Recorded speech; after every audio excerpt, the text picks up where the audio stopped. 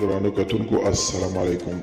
زه محمد سلمان همدرد د حق غږ پښتو چینل خبري لنډیز کې ستاسو کوربه اوس تاسو پام را اړوم د مهمو خبرونو لنډیز ته.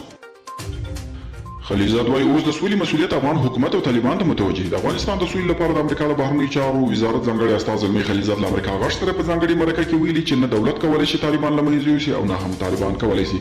د کندهار والي پر طالبانو تور پورې کړي چې سلګونه کسان یې نیولي او د کرښې هاخوا یې زنداني کړي دي. د کندهار والي وايي طالبانو د غچ اخیستنې د حملو په لړ کې په سپین بولدک ولسوالۍ کې په سلګونه کسان نیولي او د کرښې هاخوا یې په زندانونو کې ساتي.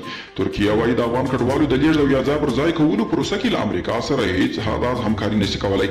دغه هیواد ویلي ترکیه لا وار له مخې د کډوالو له اړخه له بحران سره مخ ده او تر دې ډېر کډوال نشي منلی. د کابل حکومت هوایي ځواک د هلمند ولایت مرکز لښکرګاه په مختار سیمه کې د عزیز الرحمن اکا د زامنو په کور بمبار کړي چې له امله یې 25 تنه ملکیان شهیدان سوي دي.